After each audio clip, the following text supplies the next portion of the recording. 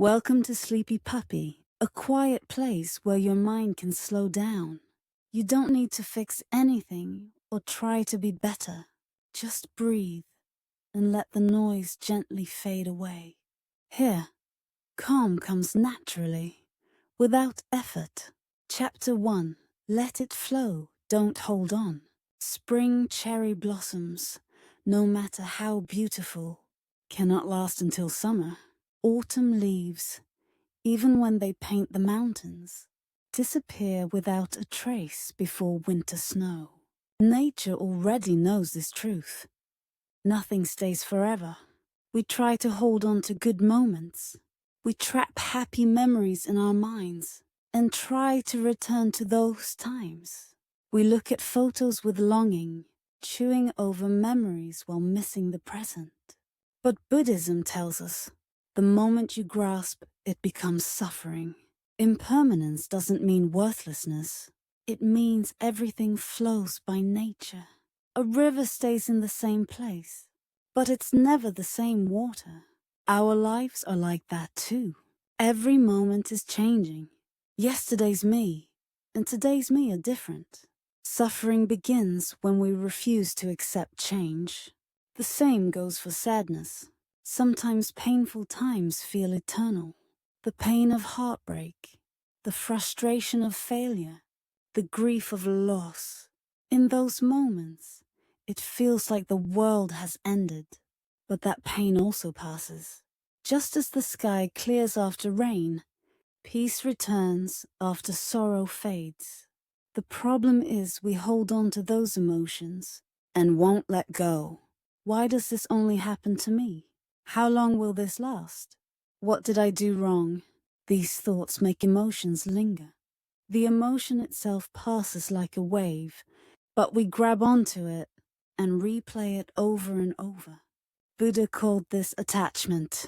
Attachment to holding good things. Attachment to pushing away bad things. Both are roots of suffering. When you try to hold on to happiness, you fear losing it. When you try to push away unhappiness, it feels even bigger. The solution is simple. Let it flow. When joy comes, feel it, but don't grasp it. When sadness comes, experience it, but don't push it away. Just observe and let it pass. I'm happy right now. Right now I'm sad. Notice it like this and let it go. Water always flows. When it meets a rock, it goes around. When it finds a hole, it fills it. It moves toward lower ground. Because it doesn't resist. Our minds should be the same. Be grateful for today's joy, without clinging. Accept today's pain, without being bound by it. Everything comes, stays briefly, and leaves. That's the rhythm of life. When you surrender to the flow, peace finally arrives. Chapter 2. Striving becomes attachment. We were taught to live diligently, work hard, make an effort, never give up. To succeed, you must try harder than others. But at some point, that diligence weighs us down. I need to do better. This isn't enough. I'm still far from it. The mind is always anxious. The body always tense. We're trying so hard. Why is it so exhausting? Buddhism says striving and attachment are separated by a hair's breadth. Living diligently means focusing on what you're doing now. But living with attachment means clinging to results. I must succeed. I must be recognized. If this doesn't work, I'm a failure. The moment these thoughts enter, striving turns into suffering. A farmer plants seeds and waters them, but they don't dig up the soil, demanding sprouts appear. They simply wait for the right time, because they trust nature's rhythm. If you forcefully pull it to sprout, it dies. It's the same for us. When we do what needs to be done, without anxiously demanding results, things work out better. Impatience disturbs the mind. Why isn't it working? When will it happen? others already did it. When these thoughts arise, we're already trapped in the future, not the present. We can't focus on what we're doing now because we're only looking at results that haven't come yet.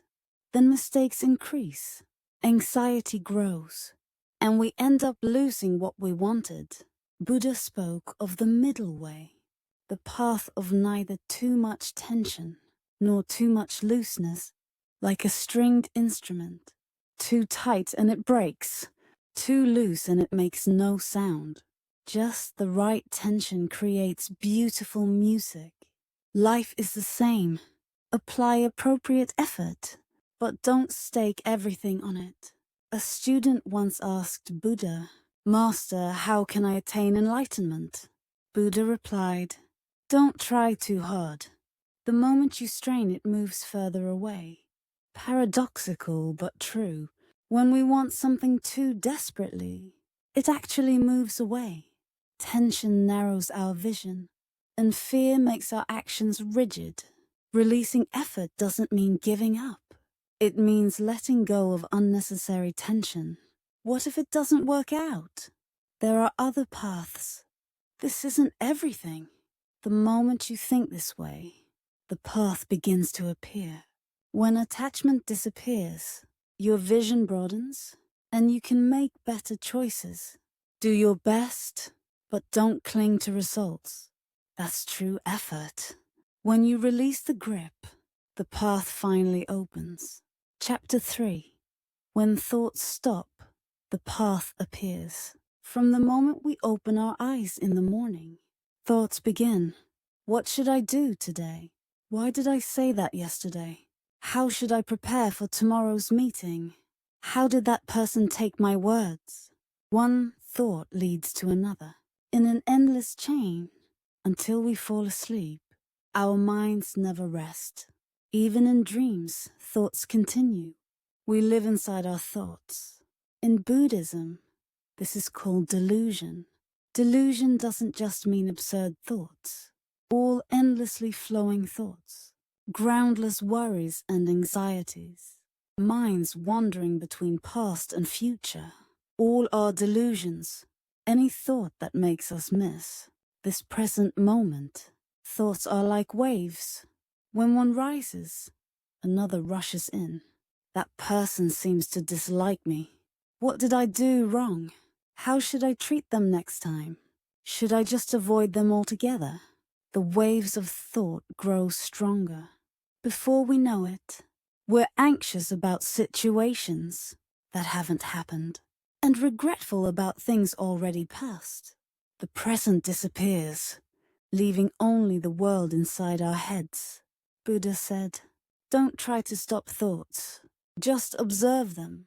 Trying to eliminate thoughts is itself another thought. I shouldn't think only brings more thoughts rushing in. Instead, step back and observe. I'm worrying right now. I'm dwelling in the past. The moment you notice this, thoughts lose their power. This is why meditation focuses on the breath. When you concentrate on breathing in and out, the flow of thoughts temporarily stops. Because breath is always in the present. There is no past breath. There is no future breath, only this breath, right now. When you stay in that moment, the storm of thoughts calms down. When your mind becomes quiet, you finally see clearly what you really want, what the real problem is, where you should go. When thoughts are many, everything seems complicated. But in stillness, answers become clear, like muddy water settling. To reveal the bottom, a monk once asked his student, "What is your original face?" The student listed all kinds of thoughts. The monk said, "When all those thoughts disappear, what remains, that is you. Our essence exists beyond thoughts. Thoughts are clouds. We are the sky. Having many thoughts doesn't mean you're intelligent. Rather, it's a sign your mind is confused. A clear pond reveals its bottom. A muddy pond shows nothing. When the waves of thought become calm, we finally see life's essence. Right now, focus on your breath. Just for 10 seconds. Don't try to stop thoughts. Just feel the breath coming in and going out. In that stillness, the path begins to appear. Chapter 4. Don't compare, just exist. We wake up in the morning and habitually reach for our smartphones. We open social media and other people's lives unfold. Beautiful travel photos, promotion announcements, happy family pictures. And suddenly we think, why am I so ordinary? That person has everything. What do I have? This is how comparison begins. We compare constantly. A friend's salary with mine. A colleague's achievements with mine. The neighbor's child with my child. We even compare our past selves with who we are now. I was more passionate back then. I used to be able to do this. Comparison makes us feel small. Buddhism says every being is complete as it is. The sun shines as the sun. The moon shines as the moon. The sun doesn't envy the moon. The moon doesn't envy the sun. Mountains stand as mountains. Rivers flow as rivers. Nothing in nature tries to become something else. Yet humans want to be different, more beautiful, more successful, more recognized. Wanting to grow is not wrong. The problem is starting from the belief that we are lacking.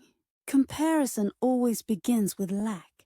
A student asked Buddha, "Why am I so insignificant?" Buddha smiled and said, "Ask the river why it isn't a mountain. Ask the mountain why it isn't the ocean." The student understood. A river is enough as a river. A mountain is enough as a mountain. Comparison has no end. When you surpass one person, another appears. Even at the top, there is always a higher peak. There is no finish line, and comparison steals the present. When we think, why can't I be like them? We stop seeing what we already have. Small joys, precious moments, things we have already achieved. Comparison hides gratitude. Buddha said, "Allow yourself to be as you are." You don't need to be perfect. You don't need to be faster. You don't need to be more. Be yourself, at your own pace, in your own way. Bamboo grows underground for years. Nothing seems to happen. Then one day, it grows rapidly. It was preparing all along. You are not behind. You are becoming. You are already enough. The sun shines as the sun. The moon shines as the moon. And you shine as you. Do not compare. Simply be. Chapter 5. This moment is all there is. We spend most of our lives in the past or the future. I shouldn't have done that. I'll do better tomorrow. While we think like this, the present slips away. But the truth is simple. The past is gone. The future hasn't arrived. Only now exists. One of Buddhism's core teachings is the present moment. Do not dwell in the past. Do not dream of the future. Concentrate the mind on the present. The past exists only in memory, and even that memory is incomplete. We reshape it with emotion. We distort it with interpretation. The future has even less substance. We worry about things that may never happen. Most of our worries never come true, yet they drain our energy. A monk once asked, "Where is the past?" "Gone." "And the future?" "Not yet here." "Then where can you live?" "Here." When you focus on this moment, life changes. When you eat, taste fully. When you walk, feel each step. When you listen, truly listen. Happiness does not live in tomorrow. It lives in now.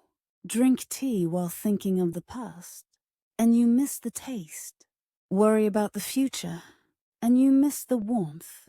But when you are here, the moment becomes complete. Before the Buddha passed away, he said. Be diligent and mindful, meaning, do not miss this moment. Do not cling to the past. Do not fear the future. Be awake now. Time is always now. Yesterday was once now. Tomorrow will also be now. We live nowhere else. When you arrive fully here, the mind becomes quiet. Life begins to flow, and peace appears. Right now,